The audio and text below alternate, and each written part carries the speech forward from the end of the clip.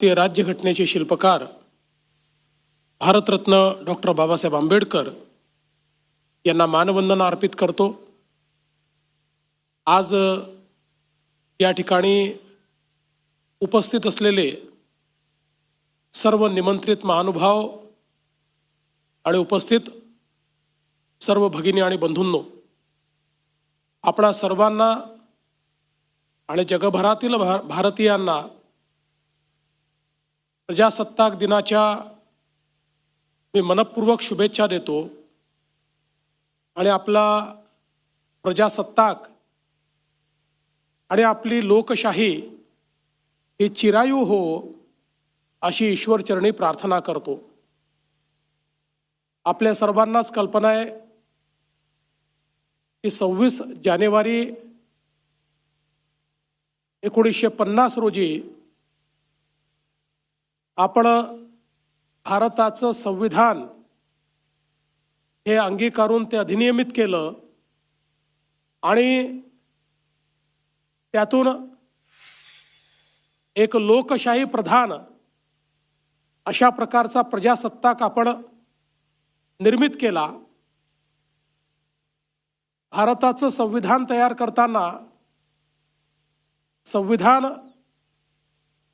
समितीच्या मसुदा समितीचे अध्यक्ष आणि संविधानकार भारतरत्न डॉक्टर बाबासाहेब आंबेडकर आणि या संविधान समितीच्या सर्व सदस्यांच्या प्रती मी कृतज्ञता व्यक्त करतो, त्यांचे आभार व्यक्त करतो की जगातलं सर्वोत्तम संविधान हे त्यांनी आपल्या भारताला दिलं।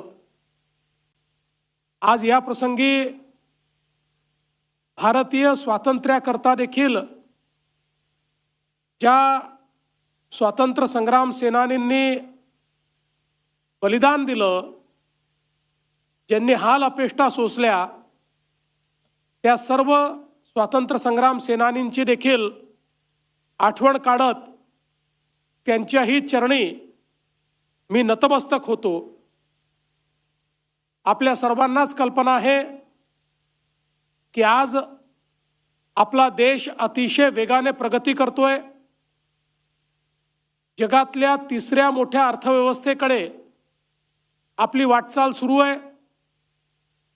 देशाचे माननीय प्रधानमंत्री महोदय यांच्या नेतृत्वात एक जगातील महत्त्वाचा देश, महत्त्वाची अर्थव्यवस्था म्हणून आज भारताकडे पाहिलं जातं।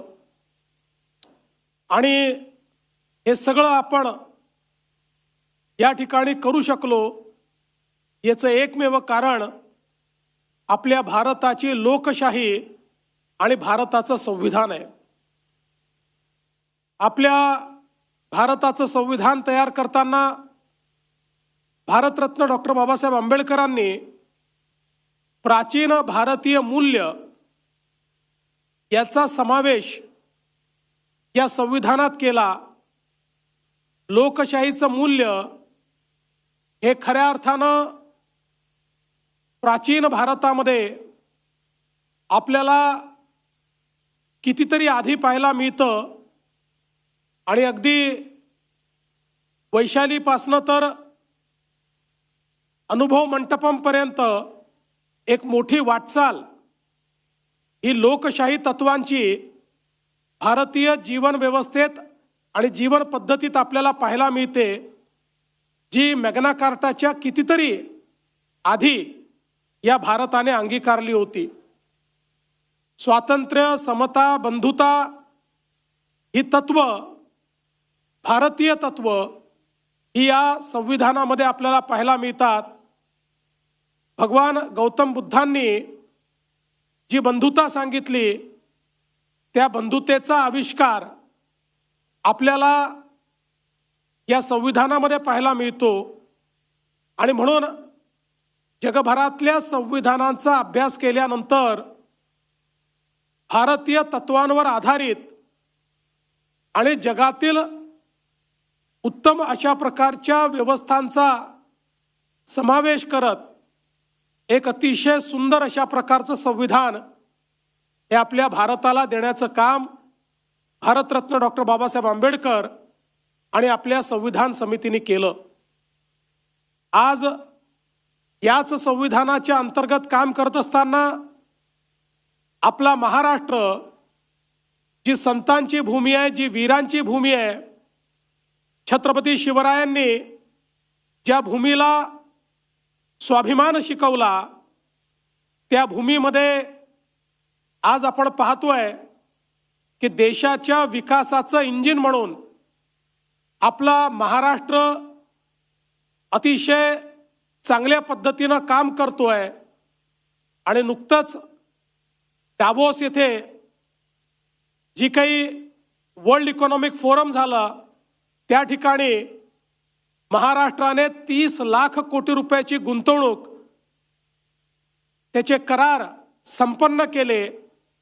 आणि महाराष्ट्र थांबणार नाही, तो पुढेच जात राहील, अशा पद्धतीनं महाराष्ट्राची वाटचाल अधोरेखित केली. या गुंतवणुकीचा सगळ्यात महत्त्वाचा जर काही परिणाम असेल तर महाराष्ट्राच्या सर्व भागांमध्ये आज गुंतवणूक येते. विदर्भ असो, मराठवाडा असो, उत्तर महाराष्ट्र असो, पश्चिम महाराष्ट्र असो, मुंबईसह कोकण असो, सर्व भाग हे महाराष्ट्राच्या विकास गंगेचे भाग होत आहेत. आणि मोठ्या प्रमाणात सर्व भागांमध्ये रोजगार निर्मितीचं काम हे सरकारच्या माध्यमातून सुरू आहे. महाराष्ट्रामधला आमचा शेतकरी सुखावला पाहिजे, या दृष्टीनं देखील महाराष्ट्र सरकारने सातत्याने भूमिका घेतली. आणि ज्या ज्या वेळी शेतकरी अडचणीत आला, त्या त्यावेळी शेतकऱ्यांना भरघोस मदत करण्याचं काम देखील महाराष्ट्र शासनाच्या वतीनं झालं. आणि आता पुढच्या टप्प्यामध्ये दुष्काळमुक्त महाराष्ट्राकडे वाटचाल करत नदी जोड प्रकल्पाच्या माध्यमातून महाराष्ट्राच्या कानाकोपऱ्यामध्ये पाणी पोचवून शेतकऱ्यांना सुजलाम सुफलाम करण्याचा प्रयत्न हा आपल्या शासनाच्या माध्यमातून केला जाणार आहे. पायाभूत सुविधांच्या बाबतीत महाराष्ट्र नवनवीन विक्रम करताना आपल्याला पाहायला मिळतोय. मुंबईतलं MMR रिजन मधलं इन्फ्रास्ट्रक्चर असो की समृद्धी महामार्ग किंवा होऊ घातलेला शक्तिपीठ महामार्ग असो, प्रत्येक पायाभूत सुविधेचा प्रकल्प हा नवीन विक्रम स्थापित करणारा अशा प्रकारचा प्रकल्प आहे.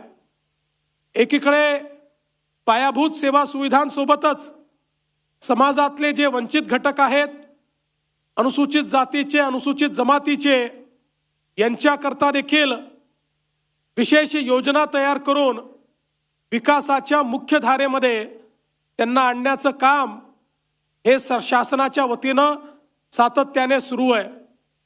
ग्रामीण भागामध्ये प्रधानमंत्री आवास योजनेच्या माध्यमातून 30 लाख घरं बांधकाम सुरू आहे. आणि हा देखील एक नवीन विक्रम या ठिकाणी आपण प्रस्थापित केला आहे.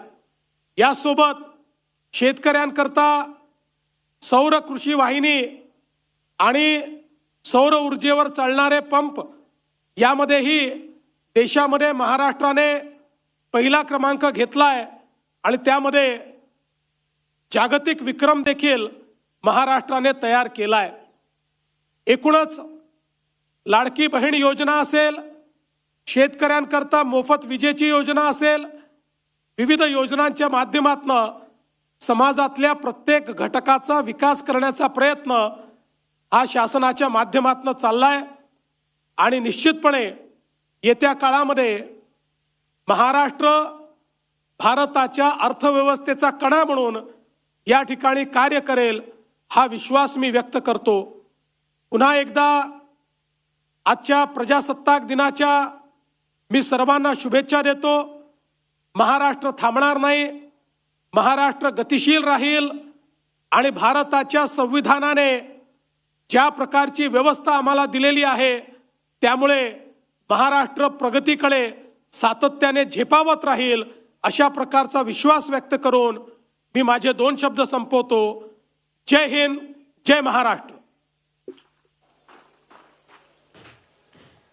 तर मुख्यमंत्री देवेंद्र फडणवीस यांच्या हस्ते मुंबईतील शिवाजी पार्क इथं ध्वजवंदन पार पडलेलं आहे आणि त्यांनी संबोधित देखील केलेलं आहे. महाराष्ट्र हा भारताच्या अर्थव्यवस्थेचा एकदिवस कणा बनेल असा विश्वास मुख्यमंत्री देवेंद्र फडणवीस यांनी व्यक्त केलेला आहे. तर सध्या शिवाजी पार्कवर प्रजासत्ताक दिनानिमित्त विविध कार्यक्रमांचं आयोजन करण्यात आलेलं आहे. काही वेळातच पथसंचलन देखील या ठिकाणी पार पडणार आहे.